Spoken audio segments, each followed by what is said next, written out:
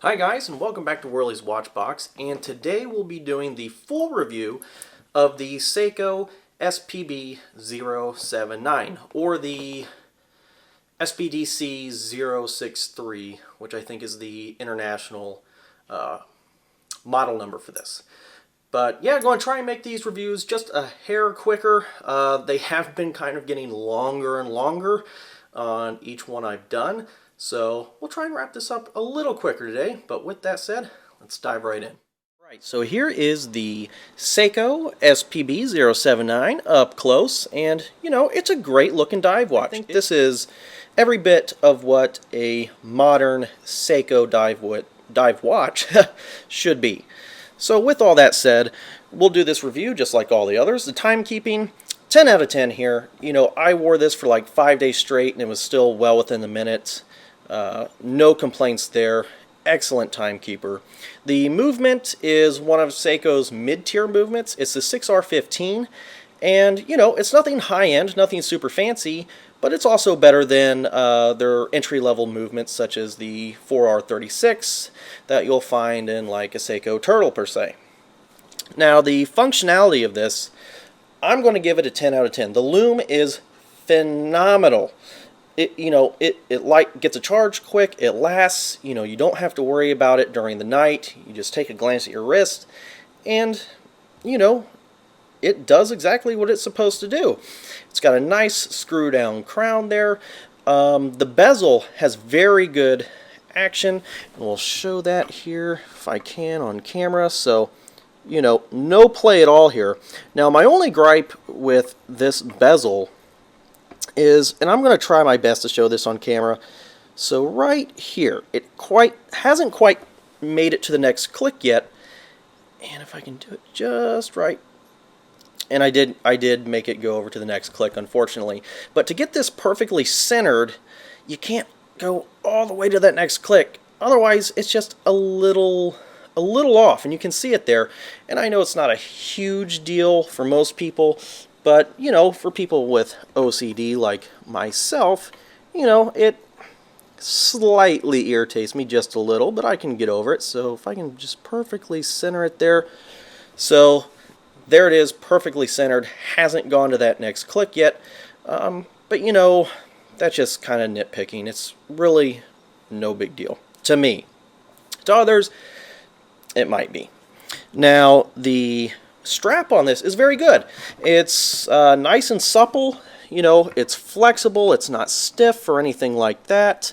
On the back here, yeah, the ridges and stuff kind of collect soap and whatever, dust from washing your hands, you know, no big deal. It does come with a nice signed keeper here, a stainless steel keeper. Yeah, it's got a little desk diving marks on it there, but you know, that's really nice. And then a nice Seiko buckle. However, I will say that the keeper, if not in the right position, can sort of dig into your wrist a little bit, and then I kind of noticed these ridges kind of irritated my wrist a little bit as well, but overall, solid strap. It is overall pretty comfortable, and I like what Seiko has done with this. I would prefer this on a bracelet, and I do think I am going to buy an aftermarket bracelet to put this on. I think that'll really make this watch shine. Now, moving on to the finishing, it's done very well. You can see on the indices here, they are all a high polish, and then you have a high polish here on these beveled sides. And then on top of the lugs, you have a nice brushed finishing there. So it's done very well. I'm highly impressed with the finishing of this watch. The only thing that I wish was different is if you look on the hour and the minute hands, they're not this like high polish. They're sort of like painted, but yet kind of look like they're polished to an extent. I think it's just, you know, a high polish paint possibly on there. I do wish that, you know, had the same sort of finishing that the hour markers had. I'm not sure why they chose to do that. Maybe it was for legibility reasons. I'm not quite sure. But, you know, that's the only thing that I would possibly have to nitpick about. Now, moving on to the crystal, it does have anti-reflective coating on the inside underneath the glass, and it is a sapphire crystal. So, Seiko did a good job putting in a top quality crystal here. And didn't cut costs and skimp out with a Hardlex crystal, which there's nothing wrong with Hardlex, but having a sapphire crystal with anti-reflective coating is definitely the right way to go. Now, the case design is reminiscent of the older Seiko dive watches, and I think they've done a really good job reinterpreting that. I really, really love the flare here, sort of on the underside of the side of the case. And, the beveling here just looks really, really good. I really like the design of this case. The only thing I'm going to harp on it just a little bit is the crown here. And yes, I include that into the case design. For me, it's not signed. I think it should be signed. And for a watch of this price point, and we'll get to that in a second, it'd be nice to just have a signed crown on there. Now, moving on to the size of this case, that's where I'm going to gripe with it a little bit, and I'm not sure how big the originals are, but if I had an original in my hand and it was the same size, I would pick on it a little bit too. It's 44 millimeters, which, and we'll show it on my wrist here, I can barely pull it off, but 44 millimeters is just a hair big. I wish it would have been more along the lines of 40 to even 42 millimeters, I think. I think that'd be a better size for this watch, and so, I will ding it a little bit for that. Now, the dial of this watch is very, very nice. I love the kind of blob indices there, and then on the 12 o'clock marker, I really like that sort of Marine Master-esque look there, as well as the 6 and the 9 o'clock markers as well. I like the date window. It's kind of a rounded date window. It's not framed, but that's okay. This is a tool watch, not some fancy dress watch, so, I'm not going to ding it at all for there. And then you have a nice printed logo, as well as the Prospex logo and automatic, and the depth rating. So the dial of this is very good.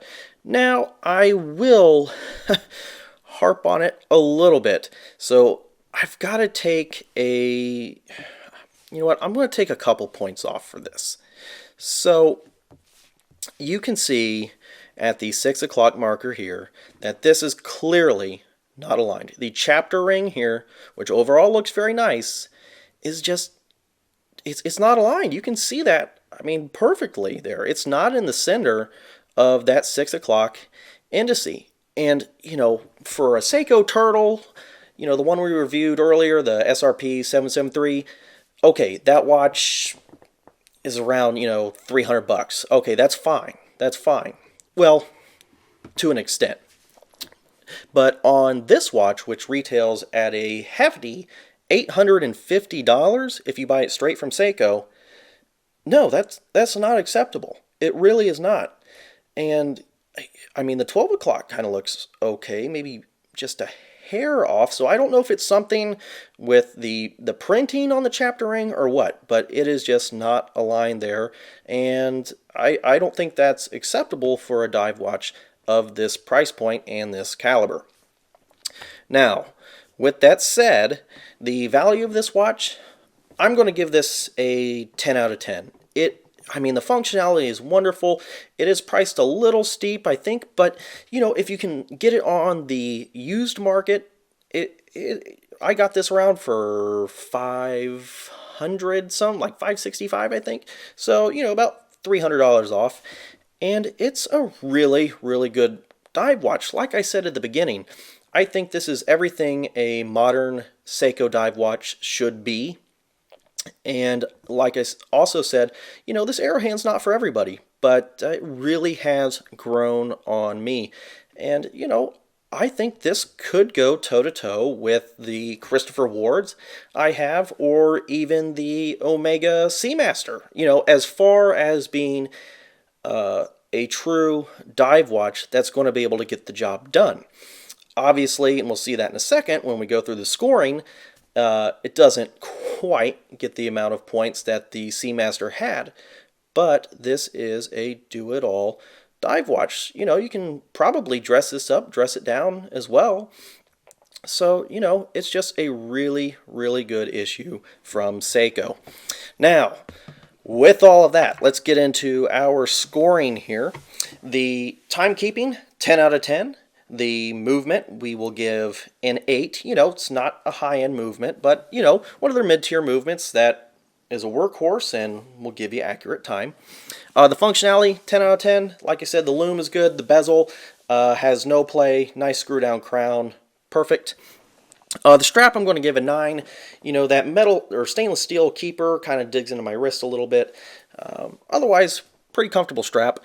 The finishing, give that a 9. The only thing I wish they did a little different was the painting on the hands.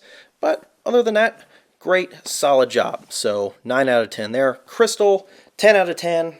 Really nice sapphire crystal with anti-reflective coating. The case design, a 9. You know, if it was just, and this goes into the next thing, if it was just a hair smaller, it would be perfect. So moving on to the next one, the size, give that an 8. Like I said, I wish this was more between 40 to 42, but, you know, I can barely pull it off, and it still looks nice. The dial, an 8. You know, the only thing I really got to ding it for is that misaligned chaptering. You know, whether it's the printing on it or what, you know, it's inexcusable for a watch of this price point. And then the value, 10 out of 10. I think this does punch above its weight as far as what it is. You know, it could easily be, in my opinion, a $1,500 dive watch, just because, you know, the finishing on it is great. The timekeeping is, I mean, for me, phenomenal. And, you know, it just functions very well. So 10 out of 10 there. So total score of a 91 out of 100, just below the Christopher Ward and the Seiko SBDC079, as well as the Tudor Black Bay 36. So good score, great watch, very, very happy with it. So with that said, thanks guys for watching. Please leave your comments below, subscribe and like, and we will see you guys in the next one. Thanks and have a good one.